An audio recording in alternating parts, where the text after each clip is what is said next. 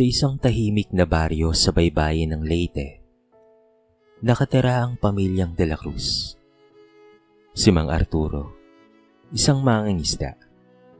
Si Aling Rosa ay mananahi at ang kanilang dalawang anak, sina Melissa at Alfred. Simple lamang ang kanilang tahanan. Pawid ang bubong, kawayan ng dingding, at may munting duyan sa ilalim ng puno ng mangga, kung saan madalas maglaro ang magkapatid. Araw-araw, masigla ang bahay. Gigising si Melissa ng maaga para tulungan ang ina sa paglalaba. Habang si Alfred naman, 3 taong gulang pa lamang, ay naglalaro ng mga batong pininturahan niya ng kulay. Ate, tignan mo po, isda. Tuwang-tuwang sabi ng bata habang ipinapakita ang bato sa kapatid. Tatawa naman si Melissa at sasagot ng, Isda? Parang hipo naman yan.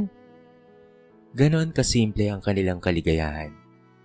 Kapag dapit hapon, umuupo sila sa tabi ng dagat. Pinagmamasdan si Mang Arturo na hinahagis ang lambat. Madalas sabihin ni Aling Rosa, Anak, tandaan nyo, sa dagat galing ang biyaya. Pero dito rin nagtatago ang panganib. Huwag niyong kakalimutan yan, ha?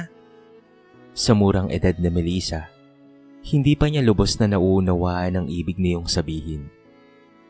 Isang gabi, habang kumakain sila ng tinolang manok, narinig nila sa radyo ang babala. Isang malakas raw na bagyo ang papasok sa silangang bahagi ng bansa at pinaghahanda ang lahat. Sandaling natahimik si Mang Arturo, subalit agad ring ngumiti. Sanay na tayo sa bagyo rito. Huwag kayong mag-alala mga anak. Bukas, ilalagay ko sa mataas ang mga gamit natin. Ngunit si Aling Rosa ay tila may kaba sa mga mata. Arturo, iba raw ito. Mas malakas at mas mapanganib. Tumangulang si Mang Arturo. Pinilit na magpakatatag. Kaya natin to, mahal. Kinabukasan, bumuhos ang napakalakas na ulan. Unay marahan lamang. Tila mga patak lamang ng biyaya. Masayang tumakbo si Alfred sa labas. Sumayaw sa ulan habang hinahabol siya ni Melissa. Alfred, pumasok ka nga. Mababasa ka rin eh. Ngunit sa huli, sabay silang tumawa. Magkahawak kamay sa ilalim ng malambot na ambon. Habang pinagmamasdan sila ni Aling Rosa mula doon sa may bintana, sumagi sa isip niya ang takot na hindi niya may paliwanag. Mahina niyang sinabi, Sana Panginoon, ingatan niyo po ang mga anak ko. Pagsapit ng gabi, lumakas ang ulan. Ang hangin ay humampas na sa mga dingding at ang mga alon ay tila nagwawala. Ang mga ibon na dating nagliliparan sa kanilang bakuran ay nawala na sa tanaw.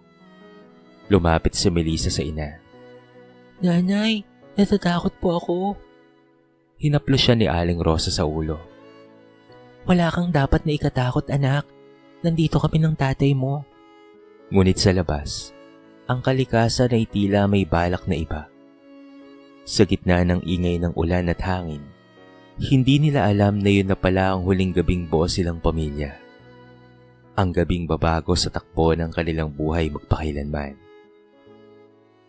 Madrama ang lagay ng panahon nang sumapit ang gabi. Ang ulan ay bumubuhos ng tila walang katapusan. Sinasabayan ng kulog na nagpapayanig sa bawat tahanan. Ang dating payapang dagat ng Leyte ay nagngangalit na para bang halimaw nagigising sa mga tulog na kaluluwa. Arturo, tumataas ng tubig sa likod bahay. Sigaw ni Aling Rosa habang sinisilip ang labas. Mabilis na tumayo si Mang Arturo. Dinampot ang ilawan at sumilip sa bintana. Sa dilim, nakita niyang umaapaw na ang tubig at ang mga kahoy na dati nakatanim sa pangpang ay pinupulot na ng agos. Kunin mo ang mga bata, bilisan mo, utos niya habang inilalabas ang mga gamit sa mataas na estante. Takot na takot si Melissa. Hawak-hawak niya si Alfred na umiiyak. Nanginginig sa lamig. Ate, gusto ko po kay nanay. Hikbi ng bata. Pinilit niyang ngumiti. Nandito ako, Alfred. Hindi kita iiwan. Ngunit mas lalong lumakas ang ulan. Pumutok ang ilaw. Ang buong paligid ay nilamon ng kadiliman. Tanging ang malakas na tunog ng hangin at pagbagsak ng ulan ang maririnig. Arturo, ang pinto! Sigaw ni Aling Rosa. Pumasok ang rumaragas ang tubig. Pilit nilang pinipigilan, ngunit parang dagat na sumisirit papasok sa bahay. Inakay ni Mang Arturo ang pamilya papalabas. Doon sa punong mangga! Bilis! Tumakbo sila sa gitna ng ulan. Habang halos hindi na makita ang daan, inilagay ni Mang Arturo si Alfred sa balikat niya. Habang hinihila naman niya ang kamay ni Melissa. Ngunit biglang bumigay ang tulay na dinaraanan nila. Tumilapon si Melissa at sa isang iglap, napakawalan niya ang kamay ni Alfred. Ate! Sigaw ng bata. Alfred, balik! Sigaw ni Melissa. Pilit na inaabot ang kamay ng kapatid habang dinadala siya ng rumaragas ang tubig. Ang huling nakita niya ay ang maliit na mukha ni Alfred. Umiiyak habang unti-unting nilalamon ng agos. Nabigla si Aling Rosa at Mang Arturo. Melissa! Sigaw nila, ngunit wala na siyang marinig kung hindi ang ugong ng hangin at tubig. Lahat ay mabilis. Ang bahay, ang mga puno, ang mga sigaw, parang lahat ay nilamon ng galit ng kalikasan. Pagmulat ni Melissa, ramdam niya ang bigat ng kanyang katawan, ang malamig na hangin at ang sakit ng mga sugat. Ngayon ay nasa tabing dagat siya. Mag-isa, may mga taong naglalakad. Nagliligtas ng iba. Isang boses ang narinig niya. May bata rito. Isang lalaki at babaeng mag-asawa ang lumapit. Tinakpan siya ng kumot. Inalalayan. Huwag kang matakot, anak. Ligtas ka na, sabi ng lalaki. Si Alfred po. Mahina niyang sambit, ngunit walang sumagot. Ilang araw matapos ang sakuna, ibinalita sa kanya ng mga nagligtas na nasawi ang kanyang mga magulang. Wala ring natagpo ang labi ng batang lalaki na tugma sa kanyang kapatid. Mula noon, gabi-gabi na siyang umiiyak. Tinatawag ang pangalan ni Alfred sa dilim. Hanggang sa isang araw, sa gitna ng kanyang pagluha, ay nagpasya siya. Kung saan ka man dinala ng dagat, hahanapin kita, Alfred. Kahit kaano katagal. At sa unang sikat ng araw matapos ang unos, nagsimula ang panibagong yugto sa kanyang buhay. Makalipas ang ilang araw matapos ang dilubyo, unti-unting bumalik sa katahimikan ng bayan ng Leyte. Ngunit para kay Melissa, tila hindi na muling tatahimik ang kanyang mundo. Sa bawat hampas ng alon, sa bawat patak ng ulan, naririnig niya ang sigaw ni Alfred, ang huling tinig ng kanyang kapatid na hindi niya nailigtas. Ang mag-asawang kumukop sa kanya ay sina Mang Ricardo at Aling Teresa Madrigal. Mga may edad na walang anak. Tumayo sila sa Leyte upang mamahagi ng tulong mula sa Maynila. Ngunit hindi nila inaasahang may batang babago sa kanilang buhay. Anak, mula ngayon ha? Kami na muna ang magiging pamilya mo. Malambing na sambit ni Aling Teresa habang pinupunasan ang luha ni Melissa. Huwag kang matatakot, hindi ka namin pababayaan. Tahimik lamang si Melissa, nakatingin sa sahig.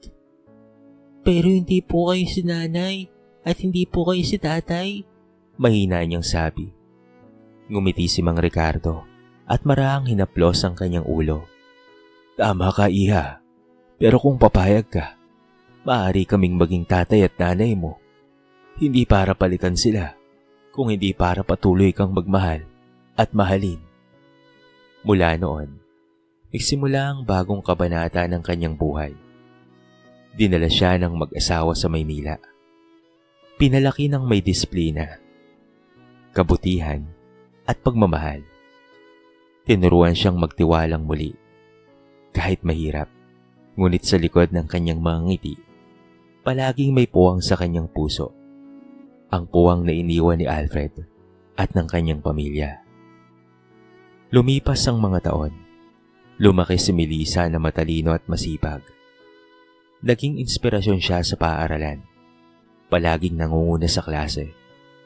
Madalas siyang tanungin ng mga guro. Iha, anong gusto mo paglaki mo? Ngumiti siya at sinagot ng may determinasyon. Gusto ko pong maging doktor.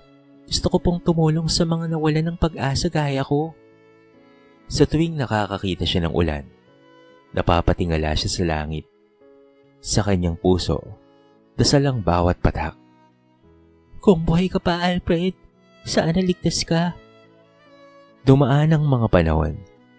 Nagtapos siya ng kolehiyo bilang psychologist. At kalaunan ay naging medical doctor sa ilalim ng gobyerno. Hindi niya pinili ang buhay na maging mayaman.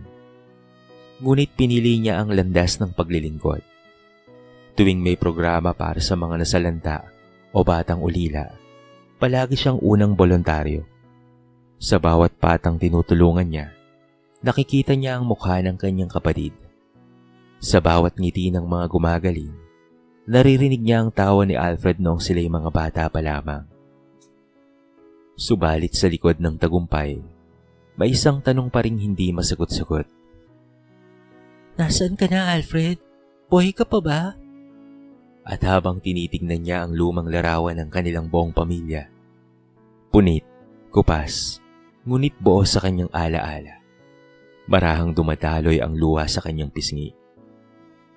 Hindi niya alam, sa malayong bayan ng Leyterin, may isang lalaking madalas na mapanaginipan ng isang batang babae na tinatawag siyang kapatid. Habang si Melissa ay lumalaban sa Maynila para buuin muli ang kanyang buhay, isang binata ang nagbalik tanaw sa kanyang nakaraan. "May bata rito!" Sigaw ng isang lalaki. Lumapit ang mag-asawang si Mang Igo at Aling Pilar, mga magsasakang walang anak. Nakita nila ang batang nanginginig, walang suot na tsinelas man o sapatos, at puno ng sugat. Mahina itong bumubulong. Ate, ate. Bago tuluyang nawala ng malay. Dinala nila ito sa kanilang bahay. Nilinis, pinakain, at inalagaan. Pagmulat ng bata, tinanong siya ni Aling Pilar. Anak, anong pangalan mo? Tahimik lang siya. Walang sagot. Tanging sinabi niya ay, Hindi ko po alam. dahil hindi nila alam kung sino siya, pinangalanan siya ni Mang Igo ng Jake. Galing sa pangalan ng kanilang paboritong bayani sa pelikula. Bagay sa kanya. Matapang tong batang ito, sabi ni Mang Igo. Lumaki si Jake sa bukid. Nagtanim ng palay, nag-alaga ng hayop, tumulong sa mga gawain.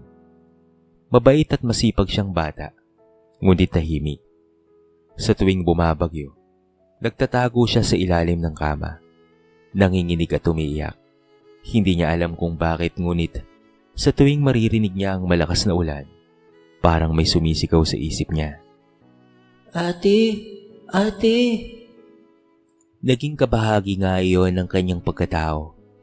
Isang alaala na hindi niya may paliwanag. Natapos na nga ang kanyang pagbabalik tanaw. Sa kabila ng hirap ng buhay, minahal siya ni Mang Igo at Aling Pilar na parang tunay na anak. Anak, hindi man tayo mayaman, basta't marangal ang pamumuhay, sapat na yan. Sabi ni Aling Pilar habang sabay silang kumakain ng tuyo at kamatis. Ngunit dumating ang isang trahedya. Nagkasakit si Mang Igo at kalaunan ay pumanaw. Naiwan si Jake upang alagaan si Aling Pilar. Nakalaunan ay nanghina rin sa edad. Sa uling sandali nito, hinawakan niya ang kamay ni Jake at pagkatapos ay bumulong. Anak, hindi man kita tunay na anak, Pero sa puso ko, ikaw ang aking anak. Tandaan mo, may mga sagot ang mundo na darating sa tamang panahon. Matapos mailibing si Aling Pilar, na natiling mag-isa si Jake, nagtrabaho siya bilang kargador sa bayan. Tahimik at walang reklamo. Ngunit habang lumilipas ang mga panahon, mas lalo siyang nagiging mapag-isa.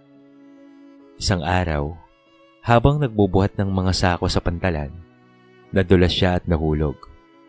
Tumama ang kanyang ulo at mula noon, nagsimula siyang magkaroon ng psychological trauma. Mga bangungot, takot sa tubig, at pagkawala sa sarili. Dinala siya ng mga barangay health workers sa isang rehabilitation center na tumutulong sa mga taong may trauma at mental distress. Doon siya tinawag na Jake, the quiet man. Tahimik, walang pamilya, at walang direksyon. Ngunit sa isang sulok ng kanyang isipan, may isang mukha siyang palaging nakikita. Isang batang babae na nakangiti. Humahawak sa kamay niya sa ilalim ng ulan. Hindi niya alam, ang batang iyon ay papalapit na sa kanya. Dala ang tadhana at ang pag-ibig na hindi mawawasak kahit na ng baha. 25 taon na ang lumipas mula nang lamunin ng baha ang kanilang tahanan sa Leyte. Si Dr. Melissa Madrigal de la Cruz, kilalang psychologist doctor, ay isa sa mga voluntaryong lumilibot sa iba't ibang probinsya upang magbigay ng libreng konsultasyon sa mga pasyenteng nakakaranas ng trauma. Isang araw, nakatanggap siya ng imbitasyon mula sa isang maliit na bayan sa Hilagang Leyte. Isang lugar na tinabaan ng sunod-sunod na kalamidad at kung saan maraming residente ang nangangailangan ng psychological support. Agad siyang pumayag, dala ng malasakit sa mga probinsyang tulad ng pinanggalingan niya. Pagdating niya roon, sinalubong siya ng malamig na simoy ng hangin at tanaw ang karagatang tila kalmado, ngunit may nakatagong alaala. Habang inaayos niya ang kanyang mga gamit sa maliit na klinika ng outreach, lumapit ang isang nurse. Doktora, ito po si Jake, isa sa mga pasyenteng may matinding trauma. Tahimik lang po siya pero mabait. Matagal na po naming sinusubukang ipagamot. Baka po matulungan nyo. Tumango si Doktora Melissa. Sige, papasukin mo. Pumasok ang isang lalaking payat, may bahagyang pilat sa noo, at mga matang malalim ang titig. Tila pagod, ngunit may kababaang loob. Tahimik itong umupo. Magandang umaga, Jake. Bati ni Melissa habang nakangiti. Ako nga pala si Doktora Melissa. Nandito ako para tulungan ka. Tumingin si Jake, walang imik. Ilang sandali pa, nagsalita ito sa mababang tinig. Hindi ko maalala kung sino ako. Basta tuwing umuulan, gusto kong magtago. At sa panaginip ko, may batang babae. Laki niya akong hinahanap. Napahinto si Melissa. Parang may kumurot sa kanyang puso. Batang babae? Mahinaon niyang tanong. Anong ginagawa niya sa panaginip mo? Umahawak siya sa kamay ko. Tapos bigla kaming hinihiwalay ng tubig. Sagot ni Jake habang nakatitig sa sahig. Tapos may sigaw akong naririnig. Alfred! Parang biglang huminto ang mundo ni Melissa.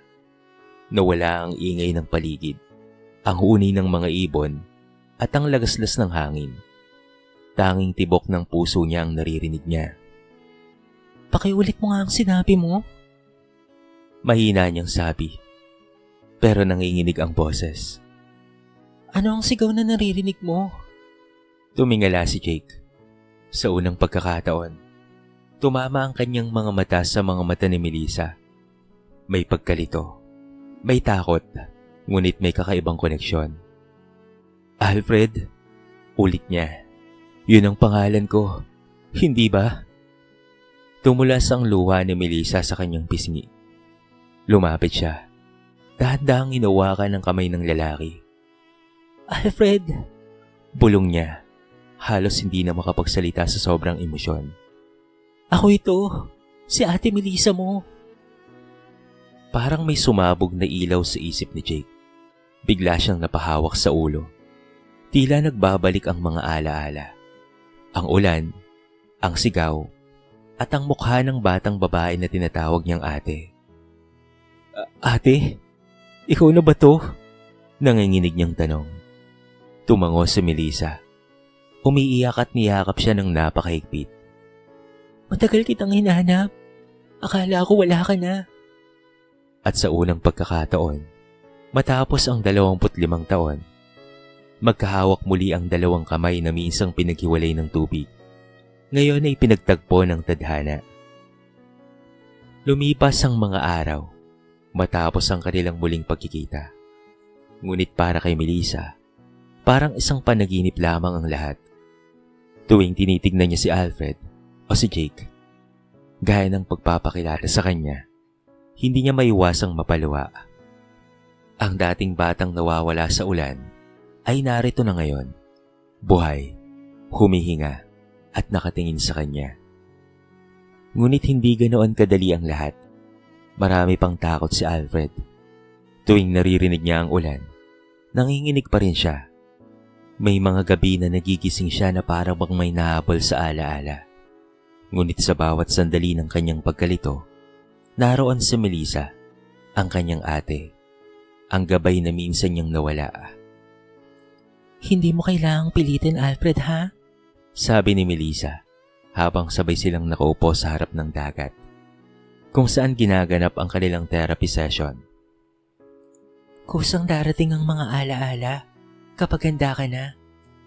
Tahimik lang si Alfred. Ngunit nang dahan-dahang dumampi ang simoy ng hangin at amoy ng alat ng dagat, tila may kung anong kumislot sa kanyang puso. Naalala ko to, bulong niya. Ganito rin ang amoy noon. Nakaupo tayo sa tabing dagat, kasama si nanay at tatay. Ngumiti si Melissa sa gitna ng pagluha. Oh, Alfred, mahilig kang maglaro ng mga batong may kulay. Sabi mo, isda raw.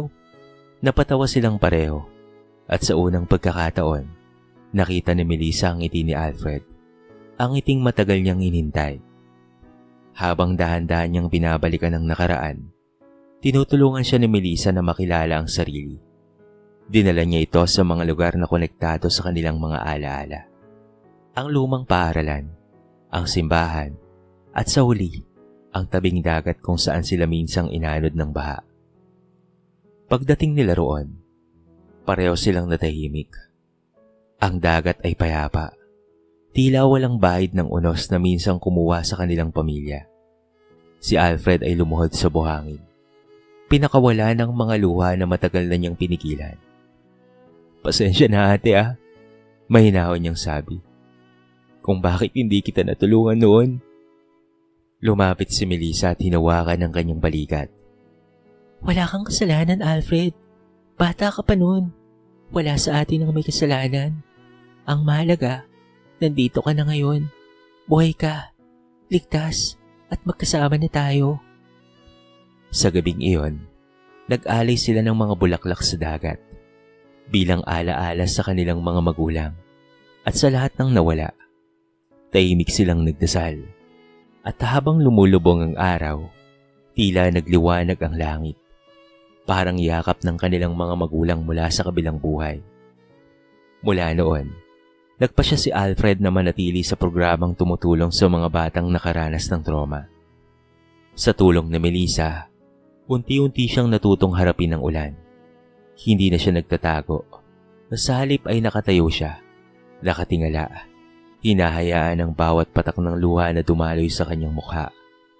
Hindi bilang takot, kung hindi bilang paalala ng kanyang katatagan. At sa bawat talsik ng ulan, naririnig niya ang tinig ng kanyang ate. Hindi tayo tinalo ng unos, Alfred. Pinago lang tayo para muling mabuo. Lumipas ang ilang mga buwan, mula nang muling magkita sina Melissa at Alfred. Sa tulong ng gamutan, sa pag-unawa at pagmamahal ng kapatid, tuluyan ang bumalik ang alaala ni Alfred. Hindi na siya si Jake, ang batang walang nakaraan. Isa na siyang Alfred de la Cruz, ang kapatid ni Dr. Melissa, at anak ni Mang Arturo at Rosa na ngayon ay binubuhay sa kanyang puso. Sa tulong ng gobyerno at ilang kaibigang doktor na Melissa, nagtayo silang magkapatid ng bahay daloy, isang maliit na sentro sa Leyte para sa mga batang ulila at nakaranas ng trauma. Ang pangalan ay sumisimbolo sa daloy ng tubig at pati na rin sa panahon. Nagaya ng buhay, minsang magulo, ngunit laging nagpapatuloy. Araw-araw ay abala si Alfred sa pag-aalaga sa mga bata. Madalas niyang turuan ang mga ito ng simpleng gawain, pagtatanim, pagguhit, at pagkukwento kapag umuulan. Pinapapunta niya ang mga bata sa labas. "Huwag kayong matakot," sabi niya habang humingiti. "Ang ulan ay hindi laging kalaban. Minsan dala nito ang bagong simula." Sa tuwing naririnig ni Melissa ang mga salitang iyon, napapangiti siya. Minsan ay tinitignan niya ang kapatid mula sa bintana ng kanilang maliit na opisina. Nakikita niya si Alfred na karga ang isang batang umiiyak. Pinapatahan ito habang tinatakpan ng payong. Sa tanang buhay niya, noon niya lamang muling nakita ang ganitong kapayapaan sa mga mata ng kanyang kapatid. Isang hapon, habang nag-aayos sila ng mga gamit matapos ang outreach program, tumingin si Alfred sa kanya. "Ate," sabi nito, "kung hindi tayo nanod noon, baka ibang nangyari sa atin. Pero siguro, kailangan talaga nating maligaw para muling magkita." Ngumiti si Melissa, may luha sa mga mata. Tama ka, Alfred. Hindi lahat ng pagkawalay ay wakas. Minsan, daan lang yon para mas maunawaan natin ang halaga ng pamilya. Tahimik silang naglakad papunta sa dalampasigan, kung saan nagsisimula ng lumubog ang araw. Ang langit ay kulay kahel, at ang alon ay marahang umaaplos sa buhangin. Doon nila inilapag ang maliit na garapon ng mga bulaklak bilang pag-aalay sa kanilang mga magulang. "Nay, Tay," bulong ni Alfred, "magkasama na po muli kami ni Ate. Salamat po sa paggabay niyo." Hawak kamay silang dalawa, pinapanood ang paglubog ng araw. Sa katahimikan, narinig ni Melissa ang kanyang sariling tinig. Marahang nagsasalita. "Sa daloy ng tubig ako nawala sa iyo, pero sa daloy rin ng panahon, ibinalik ka sa akin ng Diyos. Ngayon, hindi na ako natatakot sa ulan dahil alam kong sa bawat patak nito, dala nito ang paalala na kahit kaano kalayo ang nilakbay ng tadhana, babalik at babalik ang pag-ibig." Nagngitian silang magkapatid. Habang dumidilim ang paligid, maraan silang naglakad pa uwi, tanga ng panibagong pag-asa. At sa malayo, tila sumabay ang alon sa kanilang tawanan. Patunay na sa kabila ng unos, may liwanag pa ring naghihintay. Pagkaraan ng 5 taon, ang maliit na bahay daloy sa Leyte ay lumago na. Mula sa isang simpleng silid, ay naging tahanan ng maraming batang nawalan ngunit muling natagpuan ng pag-asa. Sa bawat sulok ng bahay, maririnig ang tawanan ng mga bata, ang mga kwentong puno ng pagbangon, at ang musika ng ulan sa bubong na hindi na kinatatakutan, kung hindi minamahal. Si Dr. Melissa de la Cruz Madrigal, ngayon ay kilala bilang doktora ng bayan, ay patuloy na naglilingkod sa mga liblib na lugar. Hindi niya kailanman kinalimutan kung saan siya nagmula. Ang batang inanod, iniligtas, at minahal ng mag-asawang Madrigal, na ngayon ay tinuturing niyang maanghel sa lupa. Sa kanyang puso, dala pa rin niya ang lahat ng sugat ng nakaraan, ngunit ngayon ay kinamit niya yun upang magpagaling ng iba. Samantala si Alfred, na minsang naligaw sa dilim ng trauma, ay isa ng ganap na psychological counselor. Sa bawat batang tinuturuan niyang ngumiti, nakikita niya ang kanyang sarili. Ang batang nawawala ngunit hindi pinabayaan ng tadhana. Sa tuwing bumubuhos ang ulan, inaanyayaan niya ang mga bata na sumayaw sa ulan. Sabay sigaw, "Wala nang dapat nakatakutan. Ang ulan ay paalala lang na matapos ang unos, laging may bahaghari. Tuwing gabi, sabay silang nananalangin ni Melissa sa harap ng lumang altar na gawa sa kahoy. Naroon ang lumang larawan ng kanilang mga magulang. Nakangiti, parang nakamasid mula sa langit. Salamat po, Nay. Tay, Sabi ni Melissa. kinabayan niyo po kami kahit si dilim.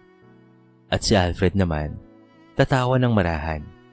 Ate, alam mo, minsan iniisip ko, baka noong inalot tayo, hindi pala tayo nagkahiwalay. Baka dinala lang tayo ng alon sa magkabilang direksyon. Para kapag handa na tayo, ibabalik tayo ng dagat sa isa't isa. Ngumiti si Melissa. May luha sa mga mata ngunit may ningning ng kapayapaan. Tama ka, Alfred. Ang tadhana, parang alon lang. Kahit gaano kalayo ka dalhin, babalik ka rin sa pampang kung saan ka nararapat. Lumipas ang mga taon. Sa bawat batang natututong muling ngumiti, sa bawat pamilyang muling nabuo sa tulong nila, tila lumalawak ang pag-ibig ng magkapatid. Hindi nila kailanman kinalimutan ang kanilang pinagdaanan, ngunit mas pinili nilang gawing sandigan niyon para sa iba. Sa huling bahagi ng isang maulang hapon, nakatayo sila sa tabing dagat kung saan nagsimula ang lahat. Ang dagat ay payapa, ang ulap ay mapusyaw, at sa kalangitan ay sumikat ang bahaghari. Tahimik silang naghawa kamay.